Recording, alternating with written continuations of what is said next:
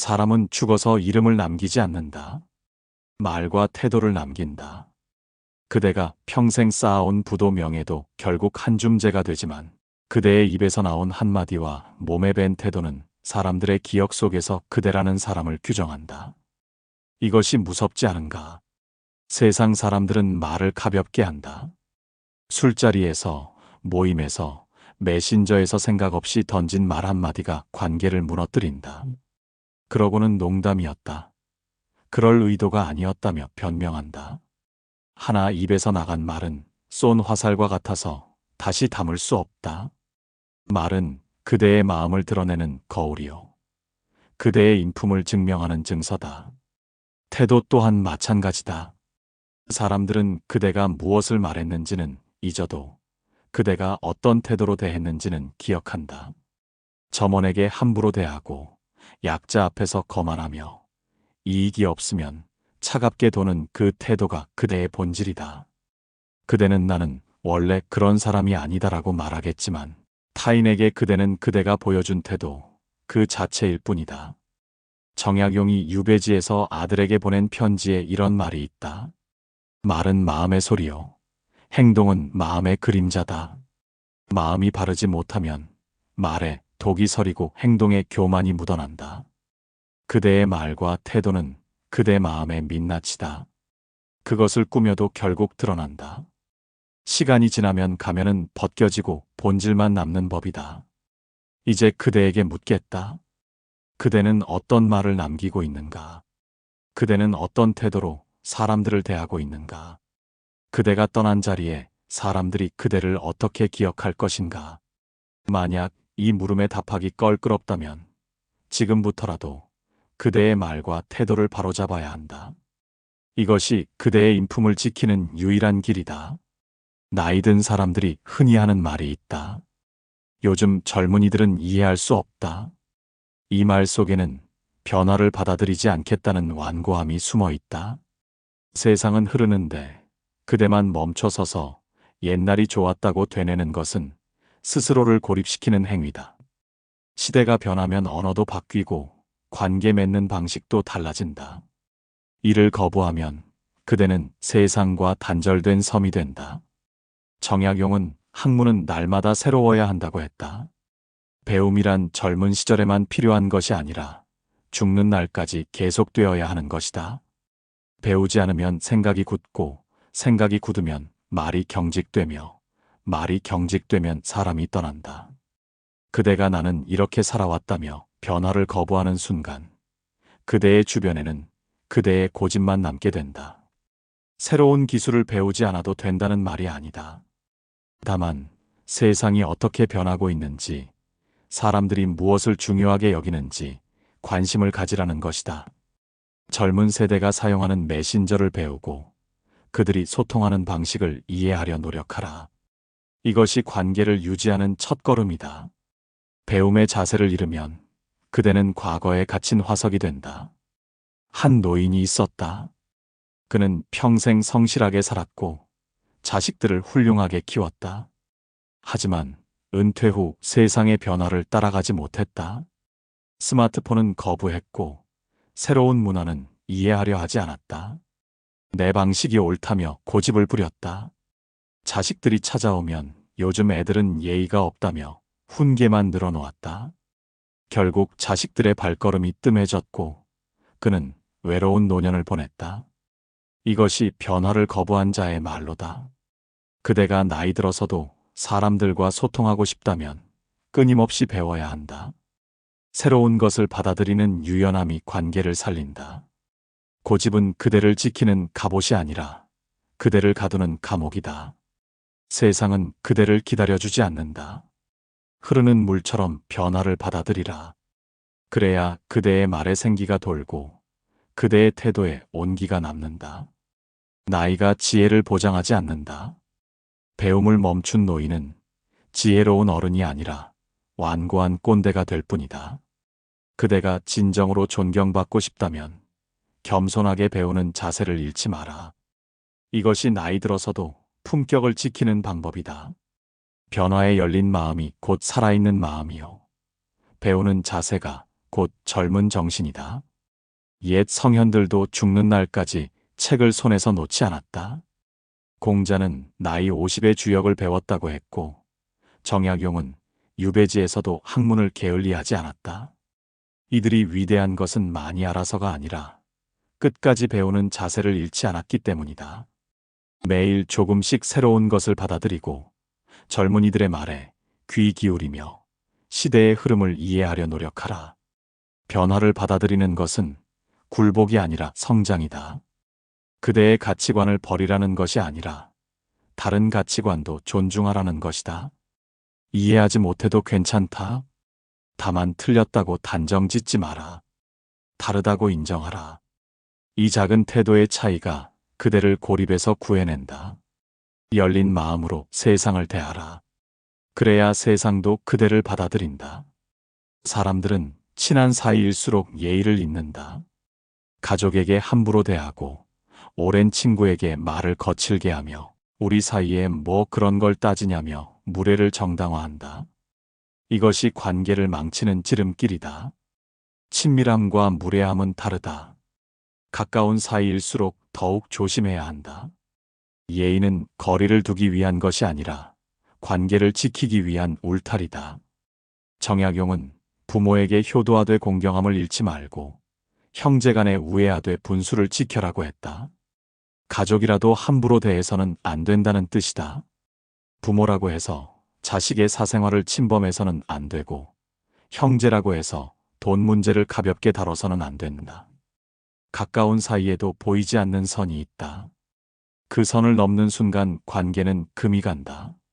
한 친구가 있었다. 그는 20년 지기 친구에게 늘 편하게 대했다. 농담이라며 친구의 외모를 놀리고 실직 상황을 가볍게 언급하며 돈을 빌리고도 우리 사이에 뭘 그래라며 갚지 않았다. 친구는 처음엔 참았다. 친한 사이니까라고 생각했다. 하지만 쌓이고 쌓인 무례함은 결국 폭발했다. 어느 날 친구는 연락을 끊었다. 그는 그제야 깨달았다.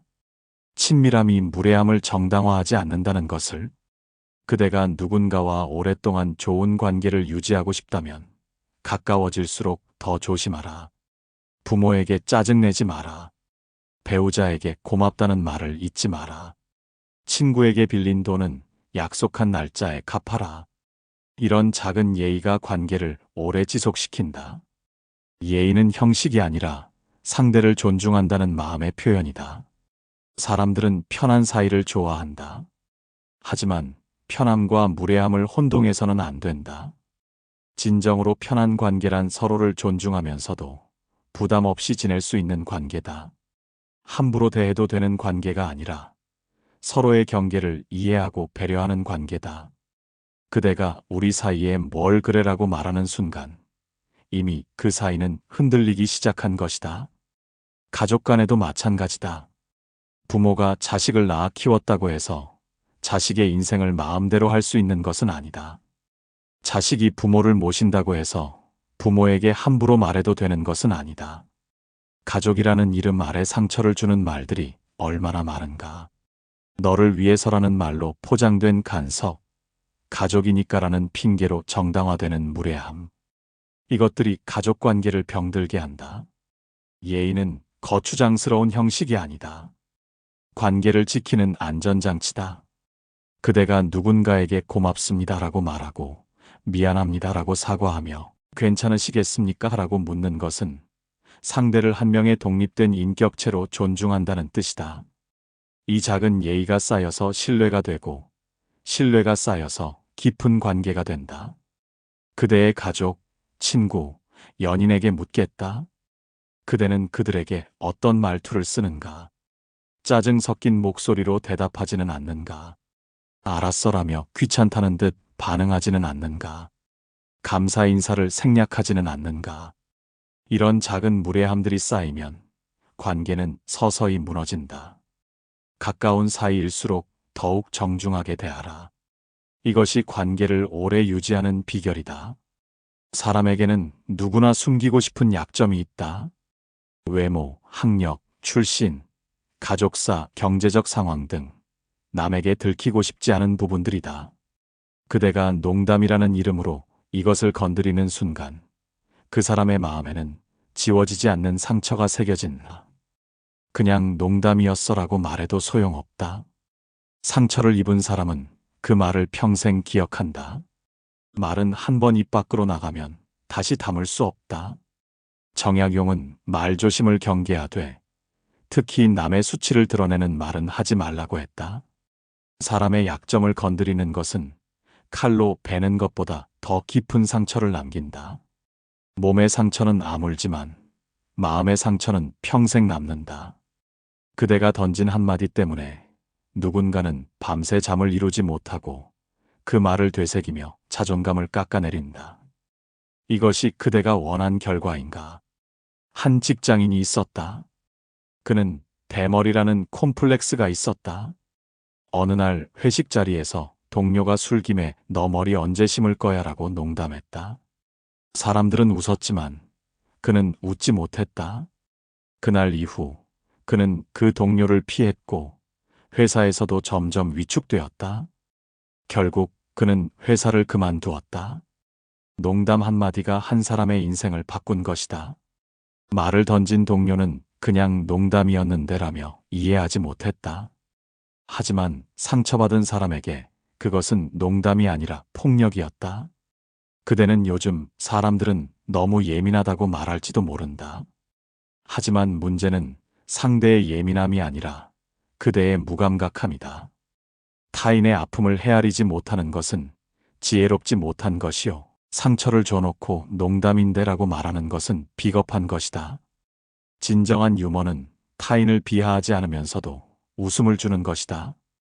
누군가의 약점을 이용한 웃음은 유머가 아니라 폭력이다. 그대가 말하기 전에 스스로에게 물어라. 이 말이 상대에게 상처가 되지 않을까? 이 말 때문에 상대가 수치심을 느끼지 않을까?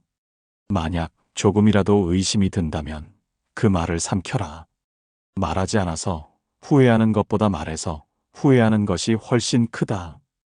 한 번 상처를 준 관계는 회복하기 어렵다. 사과해도 상처의 흔적은 남는다. 특히 그대가 권력이나 지위가 있는 사람이라면 더욱 조심하라. 윗사람의 농담은 아랫사람에게 농담이 아니다. 상사가 부하에게 던진 농담, 선배가 후배에게 던진 말, 부모가 자식에게 던진 비아냥. 이것들은 권력 관계 때문에 상대가 웃으며 넘기지만 속으로는 깊은 상처로 남는다. 지위가 높을수록 말을 더욱 신중하게 해야 한다.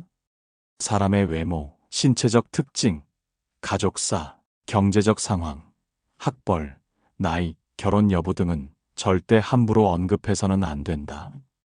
살 좀 빼라, 결혼은 언제 할 거야? 요즘 돈 잘 버냐? 부모님은 뭐 하시는데? 같은 말들은 무심코 던지기 쉽지만 상대에게는 큰 부담이 된다. 이런 말을 하지 않는 것이 배려요, 예의다. 만약 그대가 실수로 누군가에게 상처를 주었다면 즉시 진심으로 사과하라. 농담이었다고 변명하지 마라. 그럴 의도가 아니었다며 책임을 회피하지 마라. 내 말이 당신에게 상처가 됐다면 진심으로 미안하다고 말하라. 진심 어린 사과는 때때로 상처를 치유할 수 있다. 하지만 가장 좋은 것은 애초에 상처를 주지 않는 것이다. 말하기 전에 생각하라. 이것이 말의 무게를 아는 사람의 자세다. 사람은 혼자 있을 때보다 여럿이 있을 때 더 본색을 드러낸다. 공개된 자리에서 그대가 어떤 말을 하고 어떤 태도를 보이는가가 그대의 진짜 인품이다.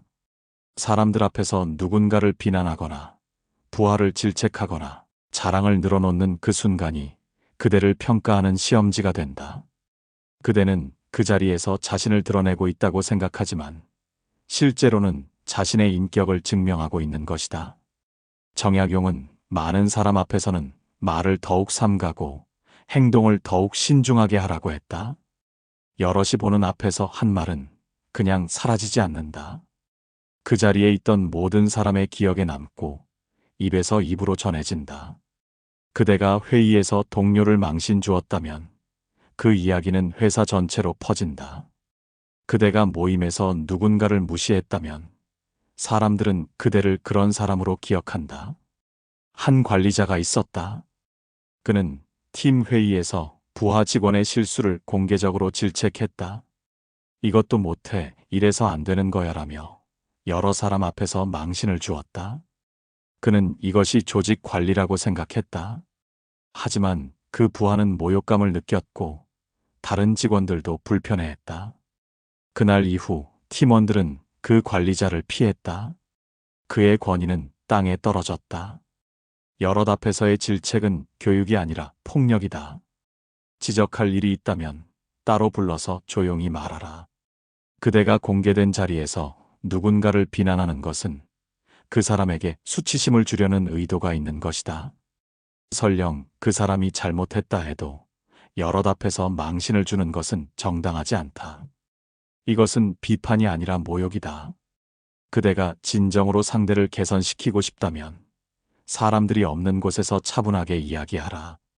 공개적 질책은 상대를 고치는 것이 아니라 그대의 권위를 과시하려는 것일 뿐이다. 반대로 공개된 자리에서 칭찬과 감사는 아끼지 마라. 부하가 잘했다면 여럿 앞에서 인정해주고 동료가 도와주었다면 공개적으로 감사를 표하라. 사적인 질책과 공개적인 칭찬, 이것이 사람을 대하는 지혜다. 사람들은 여럿 앞에서 인정받을 때 더 큰 동기부여를 얻는다. 그대가 이런 원칙을 지킨다면 사람들은 그대를 신뢰하고 따를 것이다. 공개된 자리에서의 자랑도 조심하라. 그대의 자식, 재산, 성취를 늘어놓는 것은 듣는 사람을 불편하게 만든다. 특히 그 자리에 그대만큼 잘 풀리지 않은 사람이 있다면 더욱 그렇다. 자랑은 그대를 높이는 것이 아니라 낮춘다.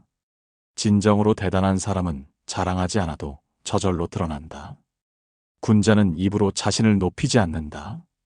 또한 여럿이 있는 자리에서 특정인을 편애하거나 차별하지 마라. 어떤 사람에게만 친절하고 다른 사람은 무시하는 태도는 금세 드러난다. 사람들은 그대가 누구에게 어떻게 대하는지 다 보고 있다. 그대가 힘 있는 사람에게만 친절하고 그렇지 않은 사람에게 무례하다면 사람들은 그대를 기회주의자로 본다. 지위나 이익과 상관없이 모든 사람을 공정하게 대하라. 이것이 진정한 품격이다. 회식 자리, 모임, 회의, 행사 등 사람이 모인 곳에서 그대의 진짜 모습이 드러난다.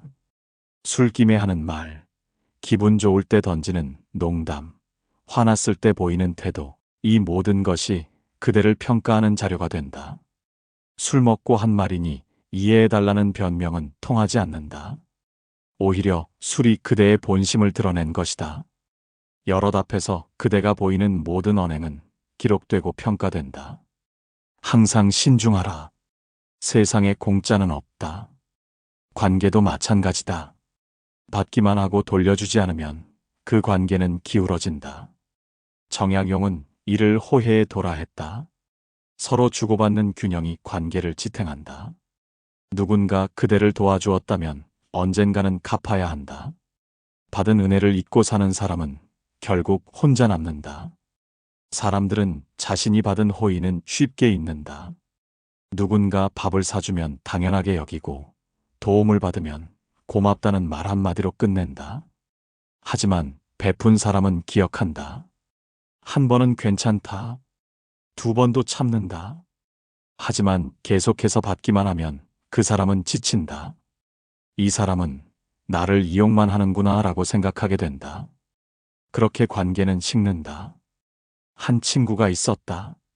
그는 어려울 때마다 친구들에게 도움을 청했다. 돈을 빌리고 부탁을 하고 위로를 받았다. 친구들은 기꺼이 도와주었다. 하지만 그는 상황이 나아져도 갚지 않았다. 돈도 마음도 돌려주지 않았다. 친구가 어려울 때도 모른 척했다. 그렇게 친구들은 하나씩 떠났다. 그는 외로워졌다. 그제야 깨달았다. 받기만 하는 사람은 결국 혼자가 된다는 것을.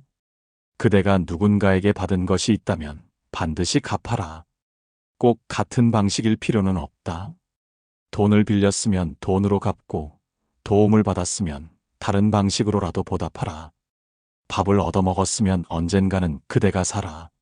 작은 선물이라도 좋고 진심 어린 감사의 표현도 좋다. 중요한 것은 받기만 하지 않는다는 자세다. 특히 가족 간에도 이 원칙은 적용된다. 부모가 자식을 키웠다고 해서 자식이 무한정 받기만 해서는 안 된다. 성인이 된 후에는 부모에게 효도로 갚아야 한다. 형제가 도와주었다면 기회가 될 때 돌려줘야 한다. 가족인데 뭘 그래라는 말로 은혜를 흐리지 마라.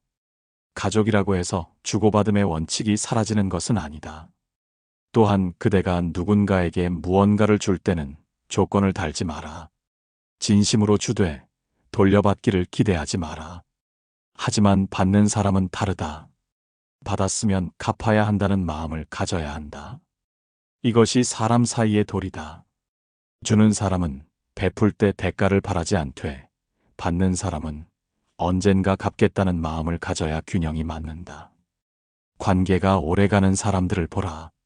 그들은 서로 주고받는 균형을 잘 유지한다. 한쪽만 일방적으로 주거나 받지 않는다. 이번엔 내가 사고, 다음엔 내가 사고, 이번엔 내가 도와주고, 다음엔 내가 도와주는 자연스러운 흐름이 있다. 이런 관계는 오래간다. 반면 한쪽이 계속 주기만 하거나 받기만 하는 관계는 결국 무너진다. 그대가 지금 주변 사람들과의 관계를 돌아보라. 누군가에게 계속 받기만 하고 있지는 않은가? 누군가의 호의를 당연하게 여기고 있지는 않은가? 그렇다면 지금이라도 갚아라. 너무 늦기 전에 균형을 맞춰라. 작은 것부터 시작하라. 밥 한 끼, 커피 한 잔, 진심 어린 감사의 말. 이런 것들이 쌓여서 관계의 균형을 회복시킨다. 주고받는 관계가 건강한 관계요.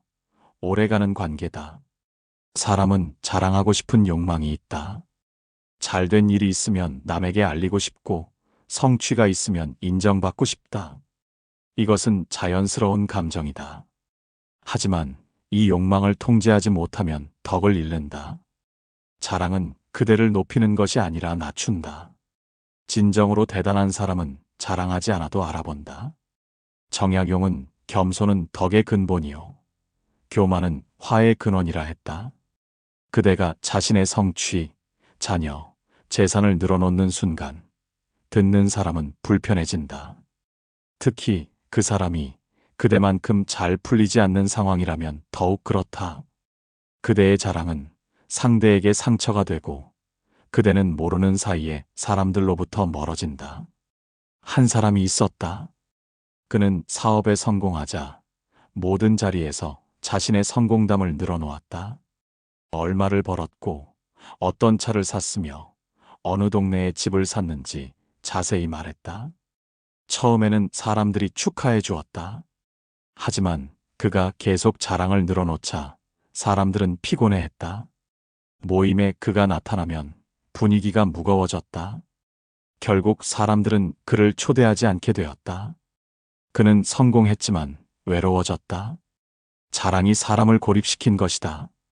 그대가 정말 대단하다면 굳이 말하지 않아도 사람들이 안다. 진짜 실력 있는 사람은 조용하다. 자랑하지 않아도 그의 능력은 저절로 드러난다. 반면 자랑을 늘어놓는 사람은 속이 빈 경우가 많다. 진짜 부자는 돈 자랑을 하지 않고 진짜 학식 있는 사람은 지식을 뽐내지 않으며 진짜 행복한 사람은 행복을 과시하지 않는다. 특히 자녀 자랑은 조심하라. 그대의 자녀가 명문대에 갔다고, 좋은 직장에 들어갔다고 모든 사람에게 말하고 다니지 마라. 듣는 사람 중에는 자녀가 힘든 상황에 있는 사람도 있다. 그들에게 그대의 자랑은 칼이 된다. 자녀의 성취는 자녀의 것이지 그대의 자랑거리가 아니다. 조용히 기뻐하고 감사하라. 그것이 진정한 부모의 자세다. 재물 자랑도 마찬가지다. 요즘 주식으로 얼마 벌었다. 부동산 투자가 잘 됐다. 월급이 올랐다 같은 말은 상대를 불편하게 만든다. 재물은 돌고 돈다. 지금 잘 될 수 있지만 내일은 어떻게 될지 모른다. 돈 자랑을 하는 순간 그대는 속물로 보인다. 진정한 부는 마음의 여유지 통장 잔고가 아니다. 겸손은 비굴함이 아니다.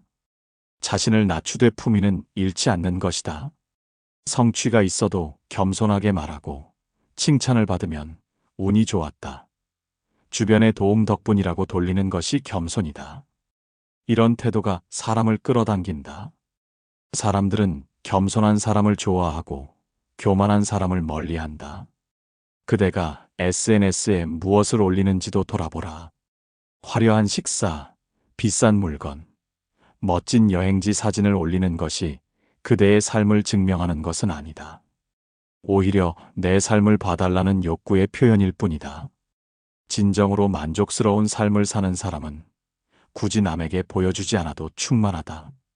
과시는 내면의 빈자리를 채우려는 몸부림이다. 겸손하게 살아라. 잘 되어도 조용히 감사하고 어려워도 의연하게 견디라. 자랑하지 않아도 그대의 가치는 드러난다. 스스로를 낮추는 사람이 결국 높아진다. 이것이 세상의 이치다. 겸손은 그대를 지키는 갑옷이요. 덕을 쌓는 길이다. 자랑을 멈추고 겸손을 배우라. 그래야 사람들이 그대 곁에 머문다. 사람에게는 저마다 사정이 있다. 겉으로는 멀쩡해 보여도 속으로는 힘든 일을 겪고 있을 수 있다. 질병, 경제적 어려움, 가족 문제, 마음의 고통 등 남에게 말하지 못하는 아픔을 품고 산다.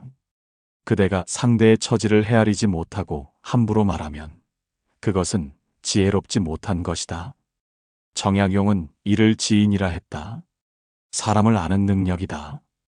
어떤 사람은 자신의 행복을 과시한다. 자녀가 잘 됐다고 자랑하고 가정이 화목하다고 말하며 건강하다고 떠벌린다.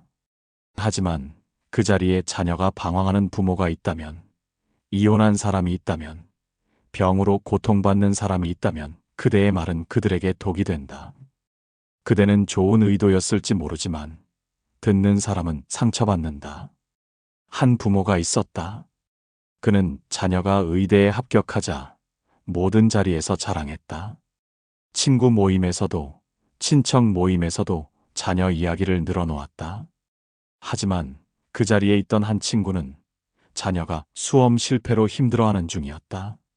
그 친구는 웃으며 축하했지만 속으로는 칼로 베이는 듯 했다. 그날 이후 그 친구는 모임에 나오지 않았다.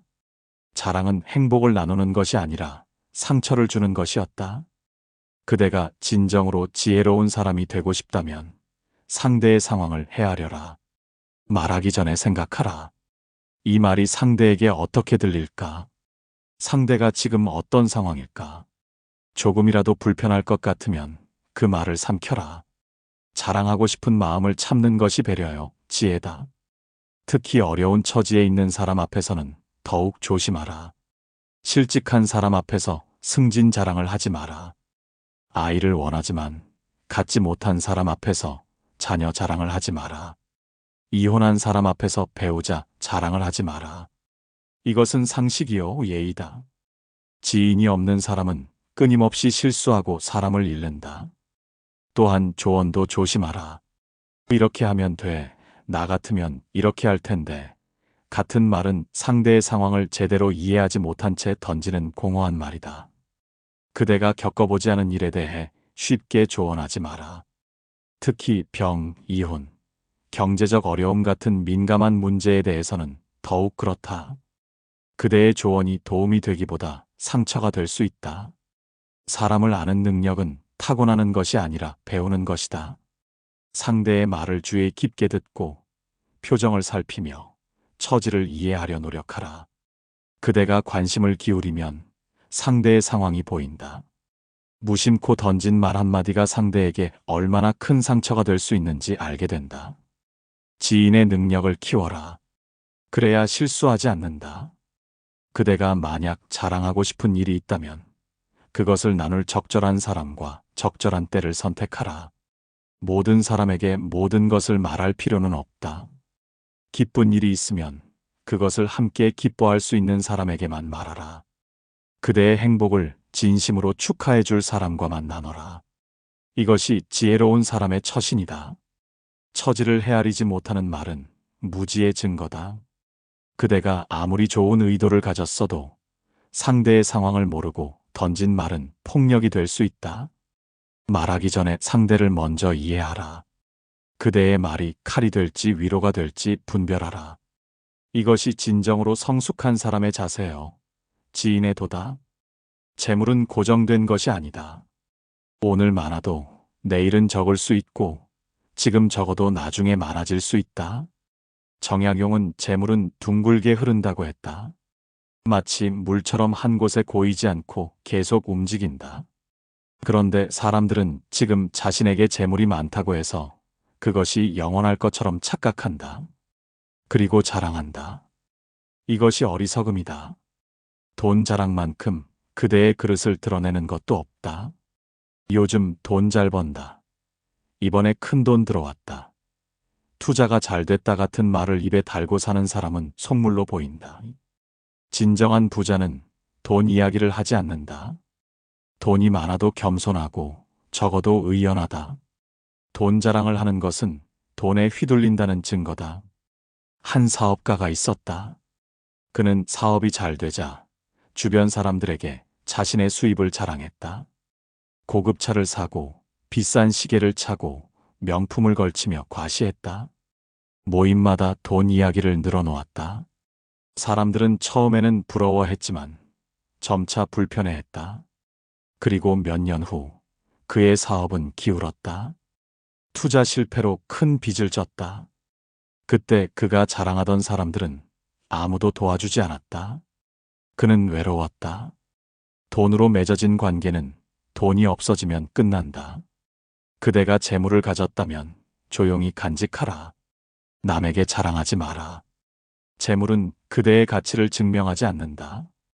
그대가 어떤 사람인지가 중요하지 얼마를 가졌는지는 중요하지 않다.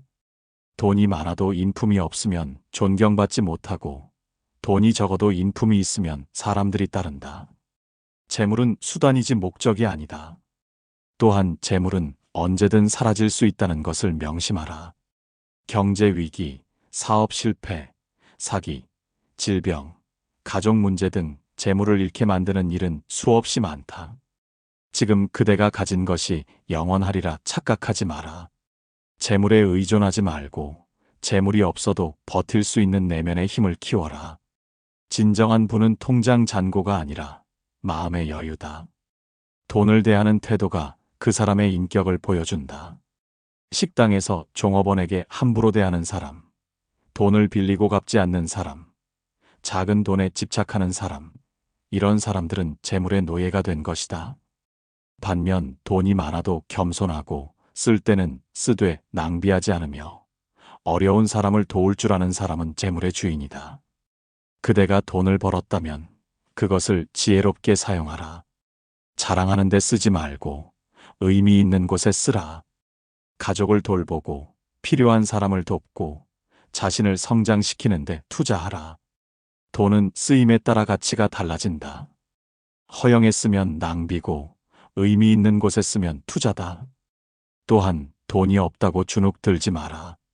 가난이 부끄러운 것이 아니라 가난을 핑계로 노력하지 않는 것이 부끄러운 것이다. 지금 그대가 가진 것이 적어도 부족함 없이 살 수 있다면 그것으로 충분하다. 남과 비교하지 마라. 그대의 삶은 그대의 것이지 남의 기준으로 평가할 것이 아니다. 재물은 물처럼 흐른다. 머물지 않는다. 그대가 움켜쥐려 할수록 빠져나간다. 돈을 너무 중요하게 여기지도 너무 가볍게 여기지도 마라. 필요할 때 벌고 필요한 곳에 쓰며 집착하지 않는 것이 재물을 대하는 지혜다.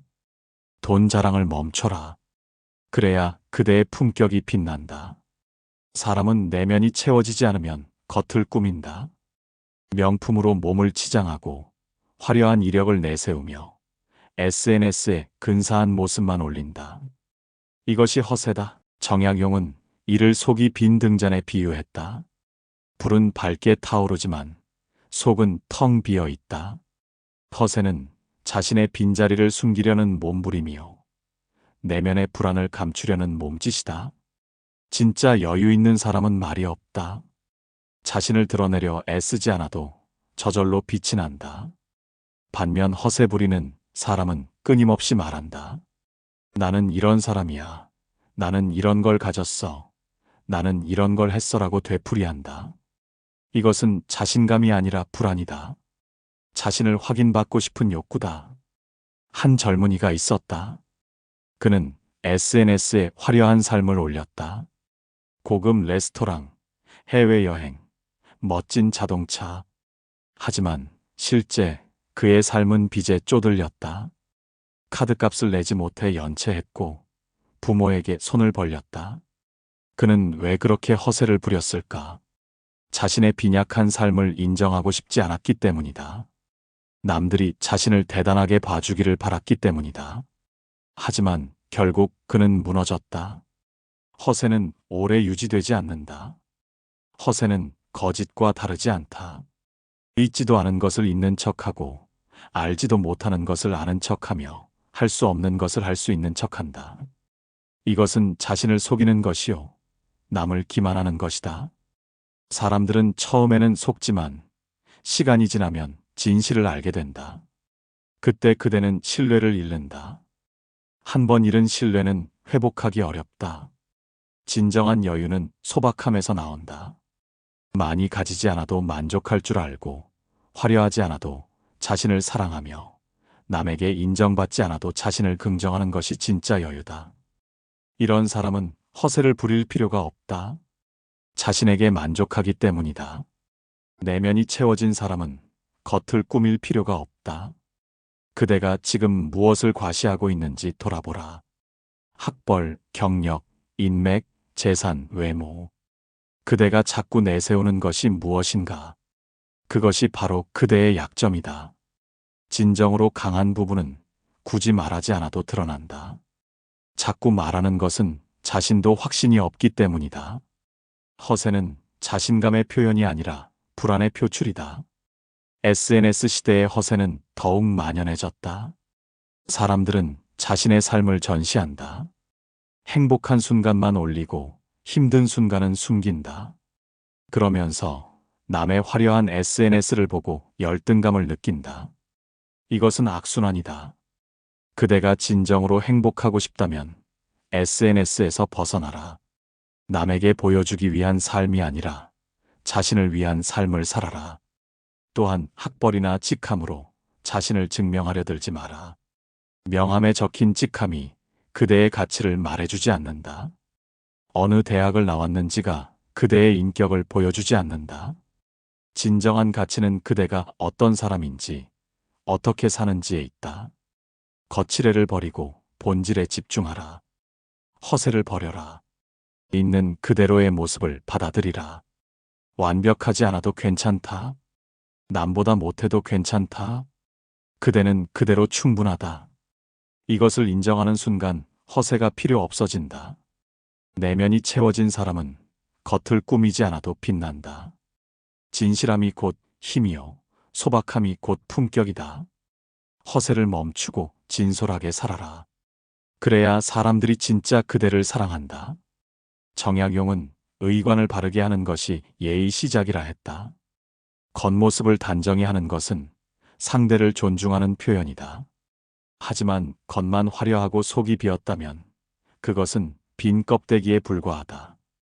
반대로 속은 훌륭하나 겉을 전혀 돌보지 않는 것도 온전한 자세가 아니다. 겉과 속, 둘 다 중요하다. 거울 같은 겉모습과 그림자 같은 내면, 이 둘의 균형이 그대를 완성한다. 사람들은 첫인상으로 그대를 판단한다. 옷차림, 말투, 표정, 자세, 이런 것들이 그대에 대한 첫 평가를 만든다. 아무리 내면이 훌륭해도 겉모습이 엉망이면 사람들은 그대를 제대로 평가하지 못한다. 이것이 현실이다. 그러므로 겉을 가꾸는 것은 허영이 아니라 예의요, 상대에 대한 배려다. 하지만 겉만 화려하게 꾸미고 속을 돌보지 않으면 그것은 사기다. 명품을 걸치고 고급차를 타고 화려한 언변을 갖췄어도 인품이 없으면 결국 드러난다. 시간이 지나면 가면은 벗겨진다. 처음에는 속아도 함께 지내다 보면 본질이 보인다. 거짓 포장은 오래가지 못한다. 한 사람이 있었다. 그는 항상 깔끔한 옷차림에 세련된 말투로 사람들에게 좋은 인상을 주었다. 하지만 시간이 지나자 그의 본 모습이 드러났다. 약속을 어기고 거짓말을 일삼으며 뒤에서 남을 헐뜯었다. 사람들은 실망했다. 겉과 속이 다르다는 평가를 받았다. 그는 외로워졌다. 겉만 화려한 사람은 결국 신뢰를 잃는다. 그러므로 겉과 속을 모두 가꿔라. 옷을 단정히 입되 허영에 빠지지 마라. 말을 공손히 하되 거짓을 담지 마라. 미소를 짓되 진심을 담아라. 겉은 상대에게 보이는 예의요.